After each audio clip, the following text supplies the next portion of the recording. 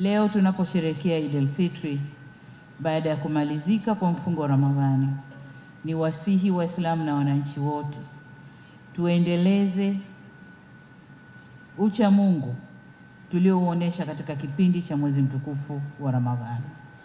Tuzilinde ibada tulizozifanya kipindi cha Ramadhani na kujizuia na vitendo vinavyomchukiza Mungu au maasi. Tuendelee na umoja na mshikamano tuliokuwa nao kwenye msimu wa mfungo. Udugu na mshikamano sio kwa kipindi cha mwezi mtukufu wa Ramadhani peke yake. Mheshimiwa Mufti, ndugu viongozi na ndugu Waislamu, kama mnavyofahamu, katika kipindi hiki cha awamu ya 6 tumefikisha mwaka wa 4 wa uongozi. Nichukue fursa hii kumshukuru Mungu kwa uhai na afya njema, shani na jaala zake kwa kuniwezesha kulitumikia taifa letu. Shukrani zangu za dhati kwa viongozi wa dini nchi nzima kwa kunipokea kwa mikono miwili tangu nilipopokea dhamana hii. Asanteni sana kwa kuwa nami bega kwa bega kwa dua, maombi na sala, pamoja na ushauri niliokuwa nikiupata kwa kipindi chote hiki. Asanteni sana kwa salamu za pongezi na kunitia moyo kwa kazi tunazoendelea kuzifanya kwa maslahi mapana ya nchi yetu. Hakika kutokana na wingi wa dua na maombi ilimpendeza Mwenyezi Mungu na imempendeza Mwenyezi Mungu kutufungulia milango ya kheri na baraka, kutujalia amani na utulivu nchini, hali iliyotujengea mazingira mazuri ya kutekeleza yote yaliyofanyika na kutunufaisha kiuchumi, kijamii na kisiasa. Katika uhalisia, mema na mafanikio tunayoyazungumzia leo yameletwa na yanalindwa na uwepo wa amani na utulivu ndani ya nchi yetu. Nchi yetu inatambulika kuwa na sifa ya kutunza amani na utulivu tangu tupate uhuru mwaka 1961 hadi sasa. Utulivu huu umetuwezesha kuwa na mpangilio mzuri wa kubadilishana uongozi wa nchi kupitia utamaduni wetu wa kisiasa, uchaguzi wa kila baada ya miaka 5. Kwa namna ya kipekee, nataka niwashukuru viongozi wa dini nchini kwa kuendelea kuwa walinzi imara wa amani yetu. Nchi yetu imeendelea kuwa yenye umoja na mshikamano kwa sababu viongozi wetu wa dini wanajiepusha na mahubiri yenye uchochezi na kuleta mifarakano. Pamoja na mafanikio hayo, nitumie fursa hii kuwakumbusha kuwa kama walivyogusia wenzangu, Mheshimiwa Mufti na wengine walionitangulia kusema, kwa mwaka huu tunakabiliwa na uchaguzi. Hivyo nawasihi sana viongozi wetu wa dini tushikilie msimamo wa imani, udhibiti wa nafsi zetu na wajibu wetu katika kuikuza na kuitunza amani yetu nchini. Alikadhalika niwaombe katika madhehebu na makundi yenu mbalimbali muweze kuwadhibiti wale wachache miongoni mwenu walio na mwelekeo wa kuhubiri na kupandikiza chuki kwa wananchi dhidi ya serikali yao. Waache kufanya hivyo. Ni vyema sote tujue kuwa katika mifarakano na hasama hakuna atakayeibuka mshindi, bali kutatokea hasara na majanga.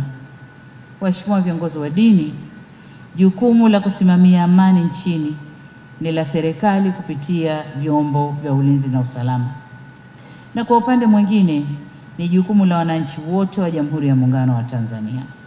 Kwa kiasi kikubwa, ari na mori za wananchi huchochewa na maelekezo ya viongozi wao wa dini.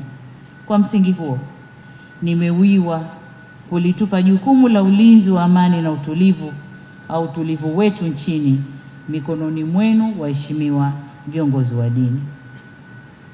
Serikali kwa upande wake itasimamia na kulinda misingi ya katiba ya kuheshimu uhuru wa raia na kuabudu na kuhubiri dini, ila kamwe hatutomvumilia yoyote atakayetumia haki hii kuchochea chuki na uhasama.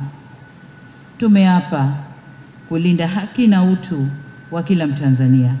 Hivyo hatutosita kufanya wajibu wetu bila woga. Waswahili husema chelea mwana kulia basi hulia yeye. Kwa nasi hatuko tayari kulia sisi na tukamwacha mwana atovuke. Mwana yoyote atakayetovuka tutashughulika naye ili kulinda wengi wasilie. Hatutafanya ajizi ya kutokushughulika na wavunjifu wa amani na wachochezi wa vurugu.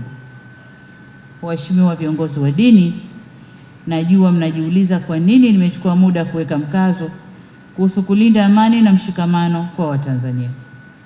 Nimefanya hivi ili kutoa indhari kwa dini ibaki kwenye majukumu yake ya msingi ya kulea waumini kiroho na kimaadili kuendana na misingi ya dini zao. Ila kamwe viongozi wetu wa dini wasidandie ajenda au vishawishi vya kisiasa na kuweza kuvuruga nchi yetu. Badala yake, viriri au majukwaa ya ibada yatumike kwa ibada, yasitumike na wanasiasa kufanyia propaganda zao. Matarajio yetu ni kuwa majukwaa haya ya kidini yatafanya kazi ya kutuliza hali na kuleta amani pale wanasiasa watakapotibua utulivu ndani ya nchi yetu. Mheshimiwa Mufti na viongozi wa dini, nimepokea maoni yenu ya kusahihisha mapungufu yaliyojitokeza kwenye uchaguzi wa serikali za mitaa. Niwaahidi kuwa kama serikali tumejipanga uchaguzi huu kufanyika kwa njia ya haki kwa kusimamia misingi yote ya kanuni, sheria na desturi zote za uchaguzi. Ile falsafa ya R4 itaendelea kuwa moja ya nyenzo zetu kuu katika uchaguzi mkuu unaotukabili.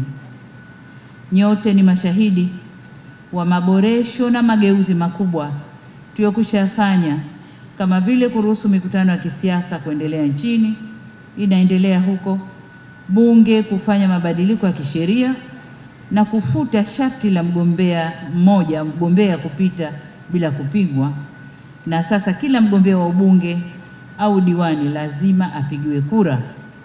Lakini vile vile tumeanzisha tume huru ya uchaguzi iliyokuwa ikidaiwa miaka yote, tayari tumeshaianzisha.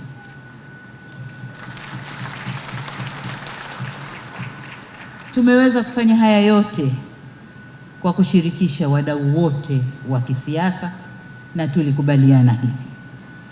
Vile vile kwa nyakati tofauti, Tume Huru ya Taifa ya Uchaguzi imekuwa ikiwahakikishia Watanzania utayari wao wa kusimamia.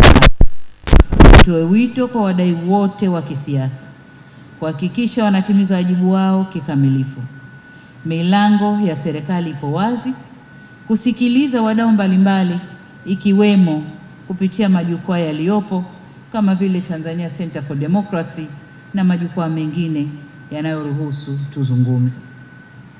Nanyi viongozi wa dini, mtusaidie kuelimisha waumini umuhimu wa kutumia haki yao ya kidemokrasia ya kupiga kura ili waweze kuchagua viongozi wenye weledi, wachapakazi na watakaoleta maendeleo.